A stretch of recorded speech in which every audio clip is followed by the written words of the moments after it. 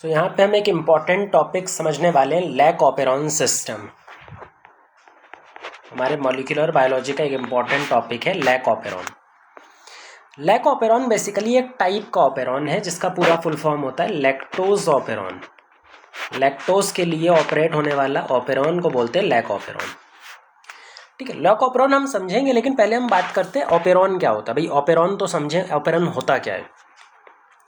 Operon is basically एक set of gene है या फिर एक ऐसा सिस्टम है जिसमें जीन का रेगुलेशन समझा जाता है। बेसिकली ऑपेरॉन क्या है? A system of gene regulation. जैसे जीन को रेगुलेट करने के लिए, जीन को एक्सप्रेशन को कंट्रोल करने के लिए कई सारे सिस्टम होते हैं, ऐसे ही ऑपेरॉन भी एक सिस्टम है। ऑपेरॉन के अंदर में होता क्या है? एक सेट ऑफ जीन होते हैं, सेट ऑफ जीन्स, कई सारे जीन्स होते हैं जिनका रेगुलेशन या जिनका ट्रांसक्रिप्शन एक कॉमन प्रमोटर के थ्रू होता है, कंट्रोल होता है कॉमन प्रमोटर, और साथ में एक कॉमन ऑपरेटर होता है, उनके लिए एक कॉमन ऑपरेटर होता है। ऐसे जेनेटिक सिस्टम को हम पॉलीसिस्ट्रोनिक जेनेटिक सिस्टम भी बोलते हैं। भाई इसको समझते हैं क्या होता है। देखो, अभी तक हमने पढ़ा है कि हमारे पास में एक प्रमोटर था, एक टर्मिनेटर था और एक स्ट्रक्चरल जीन था जो क्या बनाता है? एक एमआरएनए बनाता है। ये एमआरएनए चल करके आगे एक प्रोटीन बनाता है या एंजाइम बनाता है जो आगे काम करने वाला है। ठीक है, यही समझने आ रहा था हमें। इसको बोलते हैं मोनोसिस्ट्रोनिक जीन। मोनोसिस्ट्रोनिक जीन, जहाँ पे एक पूरा का पूरा स्ट्रक्चरल जीन जो है वो पूरा का पूरा एक एमआरएनए बनाता है और वो पूरा एमआरएनए एक प्रोटीन बनाता है। इसको बोलते हैं मोनोसिस्ट्रोनिक जीन सिस्टम। एक और तरह का जीन सिस्टम होता है जिसको बोलते हैं polycistronic gene system. Polycistronic gene system. अब पॉलीसिस्ट्रोनिक जीन का क्या मतलब है कि हमारे पास में एक प्रमोटर है, एक टर्मिनेटर है, यहाँ पर एक स्ट्रक्चरल जीन है, स्ट्रक्चरल जीन। अब इस स्ट्रक्चरल जीन के अंदर में मल्टीपल रीजन है, ए बी सी, मान लेते हैं 3 रीजन है, ऐसे ही मल्टीपल हो सकते हैं। यहाँ पर एक ऑपरेटर होता है जो प्रमोटर को कंट्रोल कर रहा होता है, और ये स्ट्रक्चरल जीन है यहाँ से लेकर के सी तक। जब इस जीन का ट्रांसक्रिप्शन होगा तो साथ में ट्रांसक्राइब होगा और क्या बनाएगा? एक एमआरएनए बनाएगा, बड़ा सा एक एमआरएनए बनेगा। इस एमआरएनए में 3 सेगमेंट होंगे। ए जीन का सेगमेंट अलग होगा, बी जीन का सेगमेंट अलग दिखाई देगा और सी जीन का सेगमेंट अलग दिखाई देगा। इस एमआरएनए में मल्टीपल स्टार्ट कोडॉन और मल्टीपल स्टॉप कोडॉन होंगे।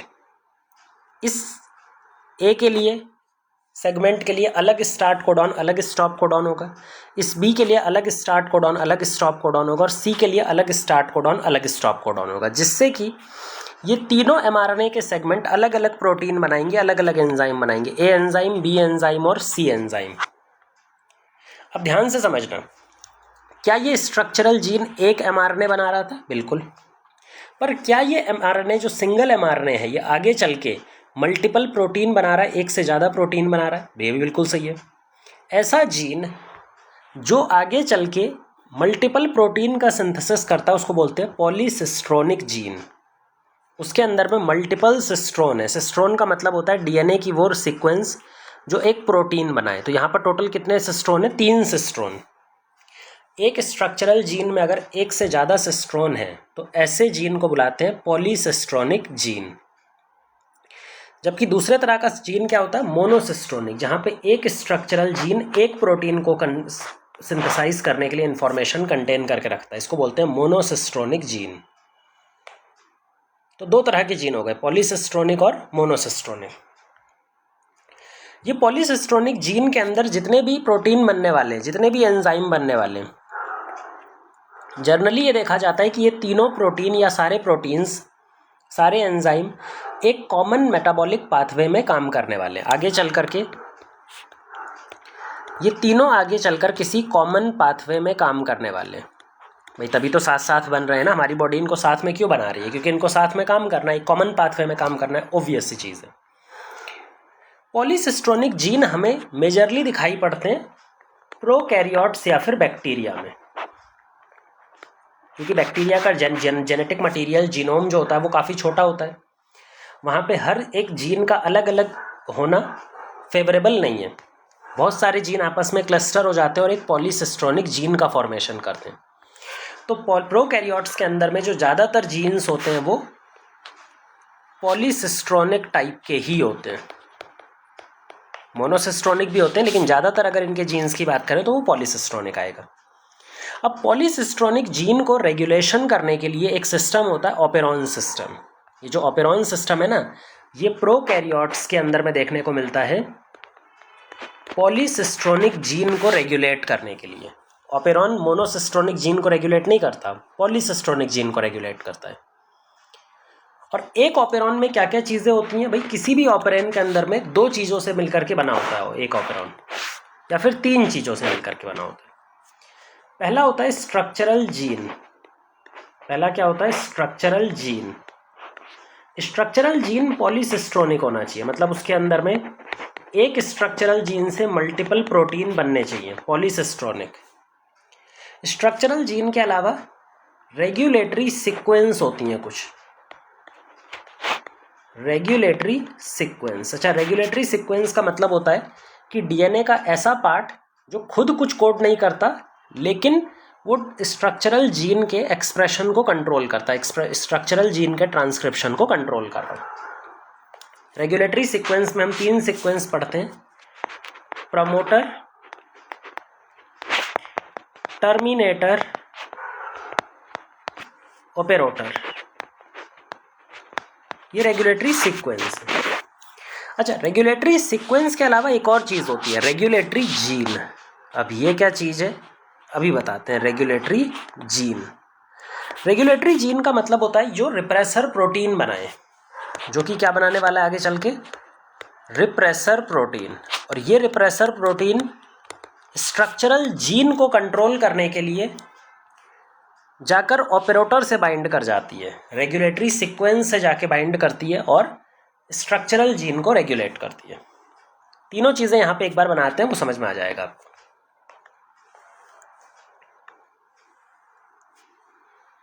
यहाँ पे एक प्रमोटर है, ऑपरेटर है, और ये स्ट्रक्चरल जीन है, मान लो स्ट्रक्चरल जीन। ये स्ट्रक्चरल जीन क्योंकि पॉलीसिस्ट्रोनिक है तो यहाँ पे एक से ज़्यादा प्रोटीन बनाने की इंफॉर्मेशन स्टोर है, ए, बी और सी।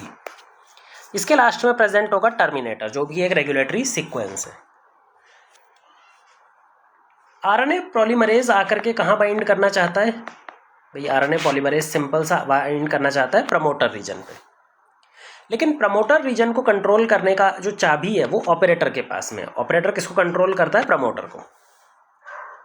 मतलब कि प्रमोटर, ऑपरेटर और टर्मिनेटर कुछ ऐसे प्रोटीन से बाइंड करते हैं, आरएनए पॉलीमरेज हो गया, इनसे बाइंड करके ट्रांसक्रिप्शन को कंट्रोल करते हैं।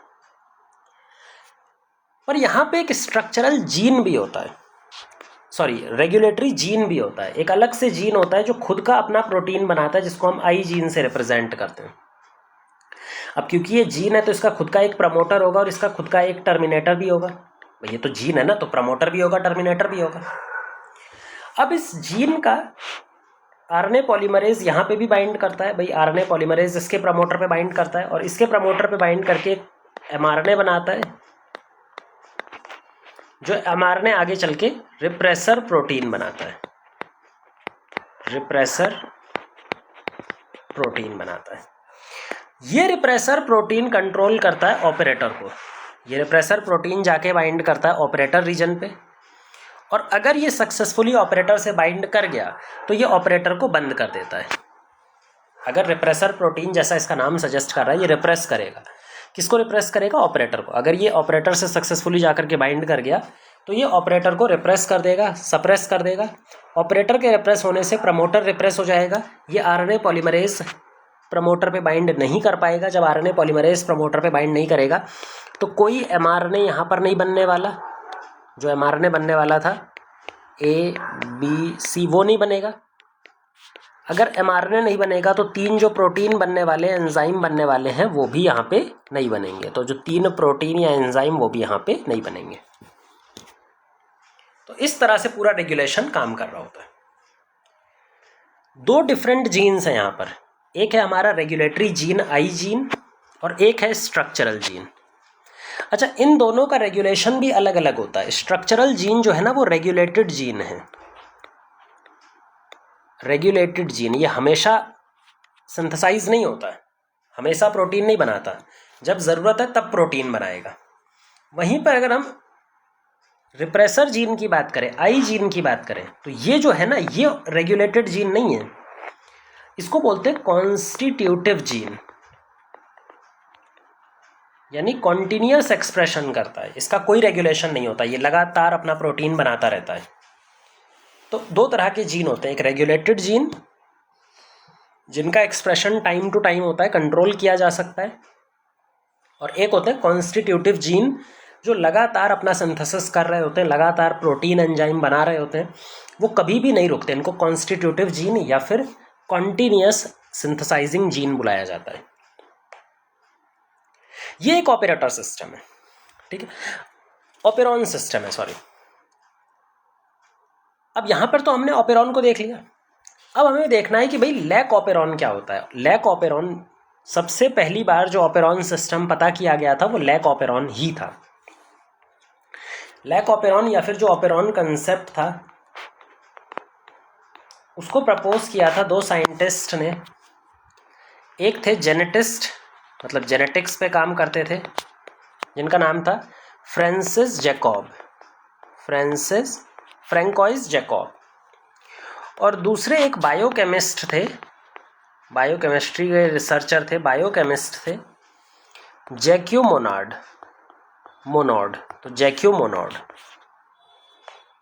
इन दोनों साइंटिस्ट ने पहली बार ऑपेरॉन सिस्टम के बारे में बताया था। और किस ऑपेरॉन के बारे में बताया था? जब उन्होंने पहली बार ऑपेरॉन सिस्टम डेसिफर किया था, लैक्टोज ऑपेरॉन या फिर लैक ऑपेरॉन। तो जो ऑपेरॉन सिस्टम उन्होंने डेसिफर किया था, बस सबसे पहली बार बताया था, तो that was just lac operon, lactose operon, जिसके बारे में हम आज यहाँ पे बात करेंगे। देखो, लैक्टोज ऑपेरॉन या फिर लैक ऑपेरॉन का मतलब सिंपल सा है कि यहाँ पे जो जीन होते हैं ना, जो पॉलीसिस्ट्रोनिक जीन है लैक्टोज ऑपेरॉन, यहाँ पर कौन से जीन होते हैं, कौन से स्ट्रक्चरल जीन हैं? ऐसे जीन जो आगे चल करके एंजाइम बनाएंगे जो कि लैक्टोज के मेटाबॉलिज्म को कंट्रोल करने वाले हैं। कंट्रोल द लैक्टोज मेटाबॉलिज्म, जो आगे चल के किसको कंट्रोल करेंगे? लैक्टोज के मेटाबॉलिज्म को।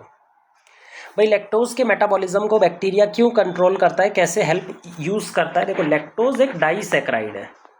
लैक्टोज एक ऐसा शुगर है जिसमें 2 छोटी छोटी शुगर यूनिट्स जुड़ी हुई हैं, इसलिए हम इसको बोलते हैं डाइसैकराइड। सैकराइड मतलब शुगर और डाई मतलब 2 शुगर। लैक्टोज को जब भी तोड़ा जाता है, यानी कि इसका जब कैटाबॉलिक ब्रेकडाउन किया जाता है, कैटाबॉलिक ब्रेकडाउन, एंजाइमेटिक ब्रेकडाउन जब किया जाएगा, तो 2 कंपोनेंट मिलते हैं, एक होता है ग्लूकोज और एक होता है गैलेक्टोज। आपको पता होना चाहिए कि भाई बैक्टीरिया को हमेशा ग्लूकोज चाहिए होता है। बैक्टीरिया ग्लूकोज को अपने खाने की तरह इस्तेमाल करता है। जब तक ग्लूकोज है तब तक तो ठीक है भाई। मान लो अगर उसके बैक्टीरिया के आसपास ग्लूकोज है, तो बैक्टीरिया अपने आसपास और किसी चीज़ को देखता भी नहीं है, वो लैक्टोज की तरफ देखेगा भी नहीं, वो सिर्फ ग्लूकोज को यूज़ करेगा। पर मान लो कि ग्लूकोज ख़त्म हो गया और लैक्टोज पड़ा हुआ है, तब उस टाइम पे बैक्टीरिया की मजबूरी बन जाती है लैक्टोज की तरफ देखना। तो लैक्टोज को खाना या फिर लैक्टोज को मेटाबोलाइज करना बैक्टीरिया का प्रेफरेंस नहीं है। बैक्टीरिया चाहता नहीं है लैक्टोज को मेटाबोलाइज करना, पर क्योंकि अब ग्लूकोज प्रेजेंट नहीं है, उसका जो प्राइमरी खाना था वो प्रेजेंट नहीं है, तो बैक्टीरिया को मजबूरन लैक्टोज को मेटाबोलाइज करना पड़ता है, लैक्टोज को फीड करना पड़ता है। तो ऐसे टाइम पे हमारा लैक ऑपेरॉन एक्टिवेट होगा और लैक ऑपेरॉन यही काम करेगा, अल्टीमेटली लैक्टोज को तोड़ के उसका कैटाबॉलिज्म करवा के ग्लूकोज गैलेक्टोज में कन्वर्ट कर देगा और ग्लूकोज को बैक्टीरिया अपने खाने की तरह इस्तेमाल कर लेगा। तो ये बात हो गई लैक ऑपेरॉन होता क्या है, लैक ऑपेरॉन में किस तरह का काम होने वाला है। अब हम बात करते हैं कि भाई लैक ऑपेरॉन में कौन कौन से जीन है और कौन कौन से जो उसके कंपोनेंट्स हैं उसको समझते हैं। तो मान लो ये एक बैक्टीरिया का सेल है, बड़ा सा हम बना रहे हैं। इस बैक्टीरिया के सेल में लैकोपेरॉन है। लैकोपेरॉन के अंदर में एक प्रमोटर होगा, एक ऑपरेटर होगा और एक स्ट्रक्चरल जीन होगा बड़ा सा। स्ट्रक्चरल जीन पॉलीसिस्ट्रोनिक है, मतलब यहाँ पे 3 अलग अलग एंजाइम को बनाने वाले सेगमेंट हैं, ZYA सेगमेंट। हम बताएंगे ये क्या होता है। और यहाँ पे टर्मिनेटर है जो ख़त्म करेगा इसको। ये है structural gene. Promoter region bind करता है आरएनए पॉलीमरेज से। आरएनए पॉलीमरेज से बाइंड करने के बाद में ट्रांसक्रिप्शन करता है और बना देता है एक mRNA। इस mRNA के पास 3 सेगमेंट होते हैं, Z, Y और A, जो आगे चल के ट्रांसलेशन करेंगे और 3 एंजाइम बनाते हैं। पहला एंजाइम होता है बीटा गैलेक्टोसाइडेज,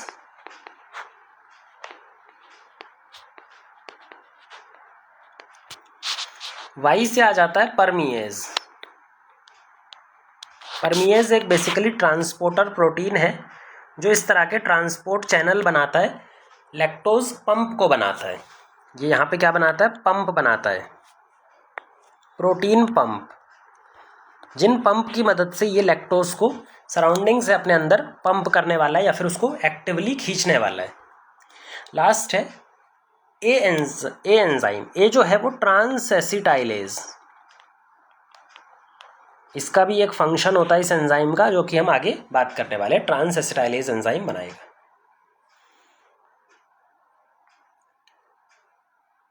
इसको कंट्रोल कौन करेगा, इसको कंट्रोल करेगा रेगुलेटरी जीन, आई जीन, जो इसका प्रमोटर है। आरएनए पॉलीमरेज इससे भी बाइंड करता है, इससे बाइंड करता है तो एक प्रोटीन बनता है जिसका नाम है mRNA। और ये mRNA आगे चल के क्या करने वाला है, रिप्रेसर प्रोटीन बनाएगा।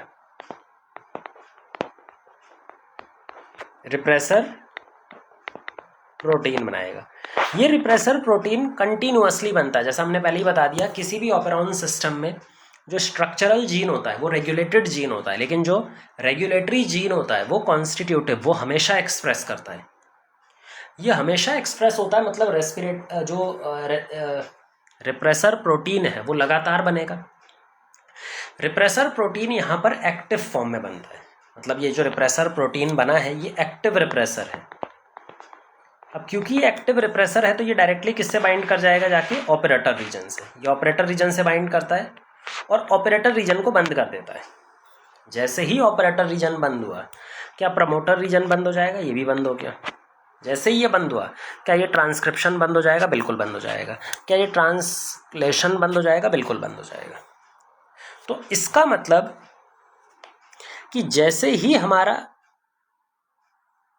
रिप्रेसर काम कर रहा है वो ऑपरेटर से बाइंड रहेगा, और ऑपरेटर से जब तक बाइंड रहेगा तब तक कोई भी एंजाइम नहीं बनने वाला। याद रखेंगे कि ये जो प्रोटीन है इसकी भी एक लाइफ होती है। भाई रिप्रेसर प्रोटीन जो है, चाहे कोई भी प्रोटीन हो, इसका एक लाइफ स्पैन होता है। उसके बाद इसको डिग्रेड कर दिया जाता है, नया प्रोटीन बनता है। फिर नया प्रोटीन रिप्रेसर प्रोटीन बन के वापस से ऑपरेटर पे बाइंड करेगा। इस इंटरवल के बीच में कि जो पुराना प्रोटीन तोड़ा गया और नया प्रोटीन आके बाइंड कर रहा है, इस इंटरवल के दौरान थोड़ा सा एक्सप्रेशन हो जाता है। किसी भी ऑपरेरॉन सिस्टम में ना ऐसा कभी भी नहीं होता कि 100% स्टॉप हो जाए, क्योंकि प्रोटीन जो रिप्रेसर प्रोटीन है उसकी एक लाइफ है, वो जुड़ा हुआ है। फिर थोड़ी देर बाद वो टूटेगा और नया रिप्रेसर बनेगा, फिर जाके वापस जुड़ेगा। उतने देर के लिए, थोड़े से टाइम में क्या होता है कि जो ऑपरेरॉन सिस्टम है, लैक ऑपरेरॉन, वो एक्टिवेट हो जाता है, वो अपने प्रोटीन्स बना देता है, अपने एंजाइम बना देता है। तो थोड़ा बहुत लैक ऑपरेरॉन का एक्सप्रेशन हमेशा प्रेजेंट रहता है, जिसको बोलते हैं लीकी ऑपरेशन। तो ये जो हमारे पास में एंजाइम बन रही है, किसकी वजह से बन रहे हैं, लीकी ऑपरेशन। लीकी ऑपरेशन हमेशा चलता है, थोड़ा बहुत ऑपरेशन होना ही चाहिए, थोड़ा बहुत ये सारे एंजाइम प्रेजेंट रहेंगे। क्योंकि ये प्रेजेंट रहेंगे तभी तो आगे चल करके लैक्टोज सेल के अंदर एंटर कर पाएगा। क्योंकि जैसा हमने इनका फंक्शन अभी नहीं बताया, एक बार हम इनका फंक्शन भी बता देते हैं तीनों एंजाइम का। देखो परमिएज क्या बनाता है, पंप बनाता है। ये पंप क्या करते हैं, ये पंप जाकर के सेल की मेम्ब्रेन में एम्बेड हो जाते हैं, ऐसे जगह जगह पे सेल की मेम्ब्रेन में ऐसे जाके घुस जाते हैं।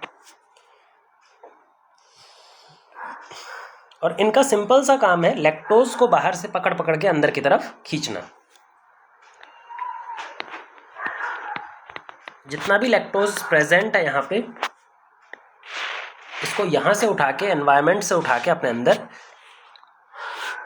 खींचने का काम कौन करता है, परमिएज एंजाइम, जो पंप की तरह बिहेव करेगा। अच्छा, एक बार जब लैक्टोज अंदर आ गया, सेल के अंदर में लैक्टोज अंदर आ गया, तो उस पर मेन एंजाइम जो वर्क करता है that is beta galactosidase enzyme. ये इस पे दो तरह की एक्टिविटीज शो करता है। पहला एक्टिविटी शो करता है, इसको आइसोमराइज कर देता है, आइसोमरेज एंजाइम की तरह काम करता है, इसको आइसोमराइज कर देता है इसके एक दूसरे फॉर्म में जिसको बोलते हैं एलोलैक्टोज। तो पहला काम तो ये करता है। एक और तरीके से काम करता है, इसको ब्रेक करने का भी काम करता है, इसको तोड़ने का काम करता है, ब्रेक डाउन भी करता है। और जब लैक्टोज टूटता है तो क्या बनता है, ग्लूकोज प्लस गैलेक्टोज। जो ग्लूकोज है यही बैक्टीरिया को चाहिए था, ग्लूकोज निकाल लेगा और बैक्टीरिया अपने लिए इस्तेमाल कर लेगा। तीसरा जो ट्रांस एसिटाइलेज है, इसका क्या काम होता है, देखो जब लैक्टोज ये पंप कर रहा था तो कई बार कुछ टॉक्सिक प्रोडक्ट भी अंदर आ जाते हैं, कई बार लैक्टोज के साथ में कुछ टॉक्सिक प्रोडक्ट भी अंदर आ जाते हैं। इन टॉक्सिक प्रोडक्ट को ब्रेक करना या फिर तोड़ने का काम कौन करता है, इनको डैमेज करने का काम कौन करता है, ट्रांस एसिटाइलेज। तो ट्रांस एसिटाइलेज का काम है जो भी टॉक्सिक प्रोडक्ट बीटा लैक्टोज के साथ में अंदर आ गए उनको रिमूव करना, ठीक है, उनको रिमूव करता रहता है। ये बहुत ही माइन्यूट ऑपरेशन चलेगा क्योंकि अभी लीकी ऑपरेशन है, अभी हमारे पास में लैक ऑपेरॉन एक्टिवेट नहीं हुआ है। और कब तक एक्टिवेट नहीं होता लैक ऑपेरॉन, जब तक कि मीडियम के आसपास, कब तक ऑफ रहेगा, तो पहली कंडीशन हम लेते हैं कि लैक ऑपेरॉन जब ऑफ कंडीशन में होता है। कौन सी ऐसी कंडीशन है जब लैक ऑपेरॉन ऑफ कंडीशन में रहता है, बंद कंडीशन में रहता है। दो कंडीशन है इसके बंद रहने की। पहली कंडीशन है अगर ग्लूकोज प्रेजेंट है, ग्लूकोज बैक्टीरिया का सबसे प्रेफर्ड फूड है, जब तक ग्लूकोज है बैक्टीरिया को मतलब ही नहीं है चाहे लैक्टोज हो या लैक्टोज ना हो, बैक्टीरिया लैक ऑपेरॉन को बंद रखेगा क्योंकि उसे ग्लूकोज खाना है, उसे लैक्टोज से कोई मतलब नहीं। अगर मीडियम में ग्लूकोज है तो चाहे लैक्टोज हो या ना हो, लैक ऑपेरॉन हमेशा बंद रहेगा, उसे कोई मतलब नहीं है लैक्टोज से। लैक्टोज उसका बेकार खाना है, मजबूरी में खाएगा, पहले तो वो ग्लूकोज ही खाएगा, ठीक है। तो इसका मतलब मान लेते हैं अगर हमारे पास में ये सेल था जहां पे लैक ऑपेरॉन अभी कैसा रहेगा, बंद कंडीशन में रहेगा। ये इंड्यूसर जीन है, रिप्रेसर जीन है, रिप्रेसर जीन का प्रमोटर है, ये प्रमोटर है, ऑपरेटर है ZYA और ये टर्मिनेटर। ठीक, अभी सब कुछ बंद रहेगा क्योंकि भाई इसके पास में ग्लूकोज प्रेजेंट है, ये भर भर के ग्लूकोज को खाएगा, लैक ऑपेरॉन से कोई मतलब नहीं है। यहाँ पे रिप्रेसर प्रोटीन बनेगा जो इसको बंद रखेगा, रिप्रेसर प्रोटीन ऑपरेटर से बाइंड करके रखेगा और आगे कोई भी प्रोटीन एंजाइम नहीं बन रहा होगा, कोई ज़रूरत ही नहीं है उसकी। थोड़ा बहुत लीकी ऑपरेशन होता है जिससे हल्के फुल्के परमिएज एंजाइम यहाँ पे लगे रहते हैं ताकि कभी अगर लैक्टोज की ज़रूरत पड़ेगी तो जल्दी से हम खींच सकते हैं। इसको बोलते हैं ऑफ कंडीशन। अब ऑन कंडीशन में कब आएगा ये, लैक ऑपेरॉन ऑन कब होता है वो समझेंगे। लैक ऑपेरॉन एक ही कंडीशन है, जो पहला कंडीशन है कि लैक्टोज होना चाहिए, सराउंडिंग में आसपास लैक्टोज होना चाहिए और साथ में ग्लूकोज एब्सेंट होना चाहिए। ये दोनों कंडीशन एक साथ फुलफिल होनी चाहिए। इनमें से एक भी कंडीशन अगर फुलफिल नहीं हो रही है तो वो लैक्टोज ऑपेरॉन या लैक ऑपेरॉन कभी नहीं चलता, वो ऑन कंडीशन में होगा ही नहीं। अगर उसे ऑन करना है तो ये दोनों कंडीशन एक साथ फुलफिल होनी चाहिए कि लैक्टोज मीडियम में होना चाहिए और ग्लूकोज मीडियम में जरा सा भी नहीं होना चाहिए। जब ऐसी कंडीशन आती है तो बैक्टीरिया के पास कोई ऑप्शन नहीं बचता, वो लैक्टोज को अब इस्तेमाल करना स्टार्ट करेगा। हमने बताया था कि लीकी ऑपरेशन हर टाइम चलता रहता है, थोड़ा बहुत ऑपरेशन तो हर टाइम चलता रहता है। क्योंकि लीकी ऑपरेशन चलता है इसका मतलब परमिएज एंजाइम थोड़े बहुत तो होंगे ही। ये परमिएज एंजाइम क्या करते हैं, लैक्टोज को अंदर खींच लेते हैं। इस लैक्टोज को अंदर खींचने के बाद में इसमें कौन काम करने वाला है,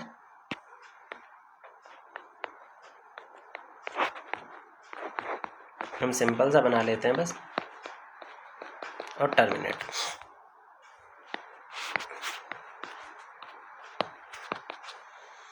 जो बीटा गैलेक्टोसाइडेज एंजाइम था, जो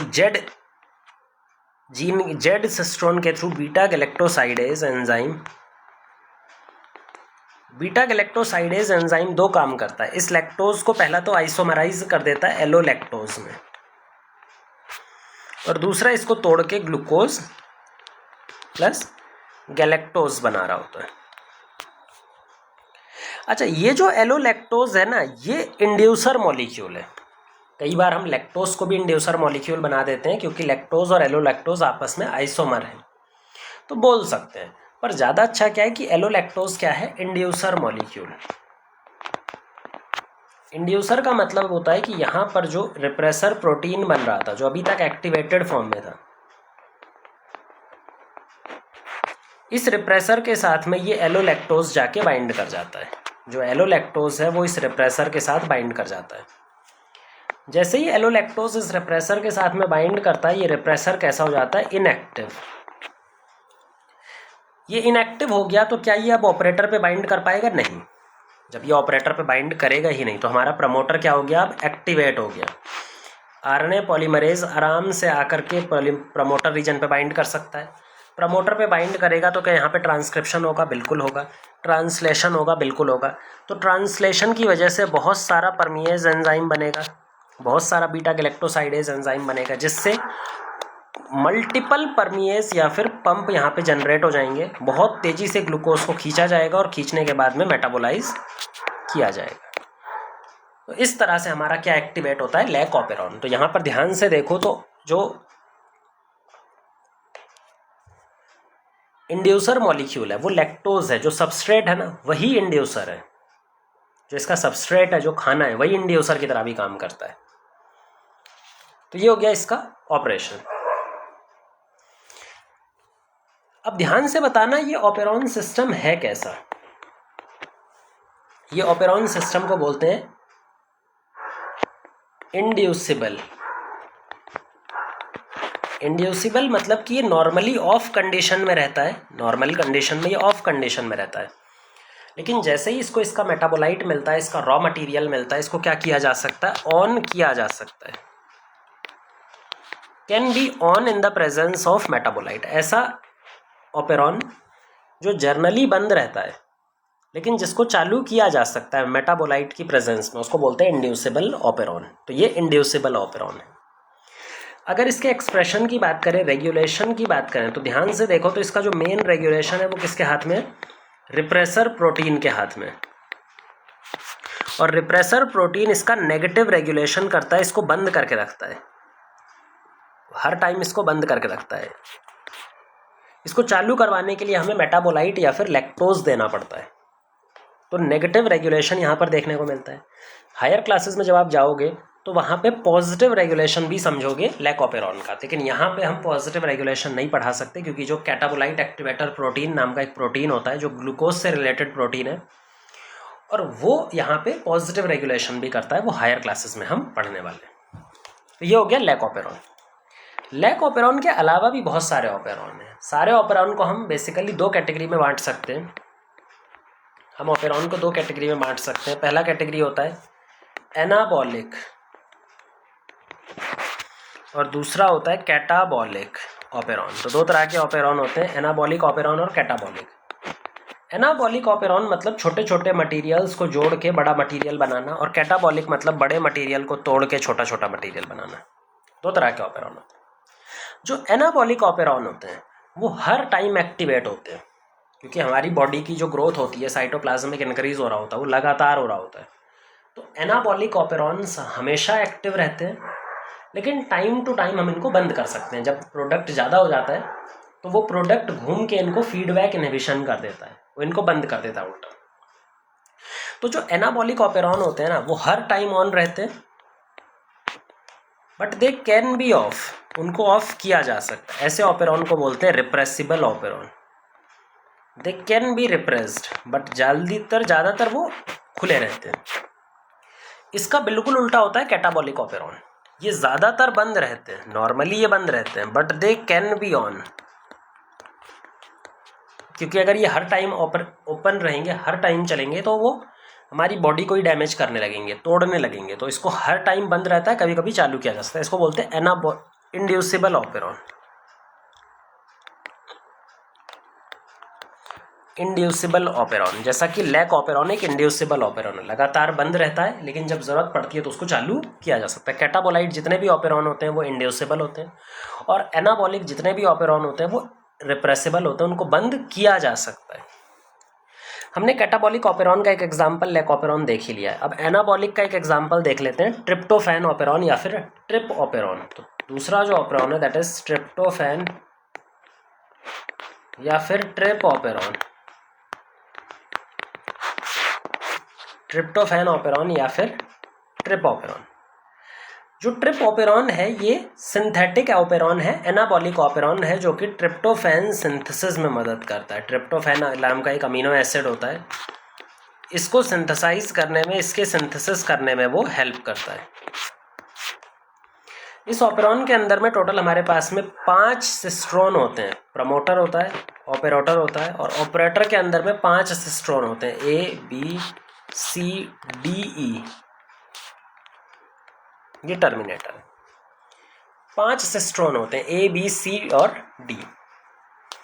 ये एक साथ ट्रांसक्राइब होंगे, एक mRNA बनाएंगे, और एक mRNA बनाने के बाद में ABCD और E 5 अलग अलग प्रोटीन बनाएंगे। ABCDE 5 अलग अलग प्रोटीन बनाएंगे। ये पांचों प्रोटीन ट्रिप्टोफैन के सिंथेसिस में मदद करते हैं। ये पांचों प्रोटीन क्या करते हैं, ट्रिप्टोफैन को बना रहे होते हैं, सिंथेसिस में उसके काम आते हैं। मतलब ट्रिप्टोफैन लगातार बनता रहेगा, उसका सिंथेसिस होता रहेगा। अच्छा, इसको रेगुलेट कैसे किया जाता है, उसके लिए हमारे पास में एक रेगुलेटरी जीन है, उसका प्रमोटर वो और उसका टर्मिनेटर। ये भी mRNA बनाता है। mRNA आगे चल के क्या बना देता है, प्रोटीन, जिसको बोलते हैं रिप्रेसर प्रोटीन। मज़ेदार बात ये कि जो रिप्रेसर प्रोटीन है ये हमेशा इनएक्टिव फॉर्म में बनता है। ये बनता तो है भाई, पर ये बनता कैसा है, इनएक्टिव फॉर्म में, एक्टिव नहीं रहता। जब तक ये एक्टिव नहीं है तब तक ये ऑपरेटर से जाके बाइंड ही नहीं कर सकता, कोई मतलब ही नहीं है। ये एक्टिवेट कब होता है, जब ये ट्रिप्टोफैन से बाइंड कर जाता है। मान लो अगर ये आगे चल के ट्रिप्टोफैन से ही बाइंड कर जाए तो ये कॉम्प्लेक्स बना देता है, जो कॉम्प्लेक्स होता है एक्टिव। अब ये एक्टिव रिप्रेसर कॉम्प्लेक्स जा कर के बाइंड कर जाता है ऑपरेटर से। जैसे ही ऑपरेटर से बाइंड किया, ऑपरेटर रुक गया, ऑपरेटर ने प्रमोटर को रोक दिया, प्रमोटर ने इसका ट्रांसक्रिप्शन, ट्रांसलेशन सब रोक दिया। तो यहाँ पर ध्यान से देखो, ये नॉर्मली ओपन स्टेट में था, कुछ बना रहा था, लेकिन जब प्रोडक्ट ज़्यादा हो गया तो इसके प्रोडक्ट ने इसको बंद करवा दिया, रिप्रेसर से जाके बाइंड कर दिया, रिप्रेसर को एक्टिवेट कर दिया और जाके इसको बंद करवा दिया। तो ये एक एनाबॉलिक ऑपेरॉन है और रिप्रेसिबल ऑपेरॉन है। मतलब ये हर टाइम ओपन रहता है, लेकिन इसको बंद किया जा सकता है जब प्रोडक्ट ज़्यादा हो जाए। तो ये हमारे पास में दूसरे तरह का ऑपेरॉन सिस्टम हो गया। तो यहाँ पे हमने पूरा ऑपेरॉन सिस्टम जो है वो कर लिया। इसके क्वेश्चन जो है वो म्यूटेशन पे रिलेटेड आते हैं कि भाई इसका एक पर्टिकुलर जीन म्यूटेट हो गया, उससे हमारे लैक ऑपेरॉन पे क्या फ़र्क आएगा, उससे हमारे बैक्टीरिया के सर्वाइवल पे क्या फ़र्क आएगा। तो क्वेश्चन हम अगले वीडियो में देखेंगे। यहाँ पे कंसेप्ट समझा हमने।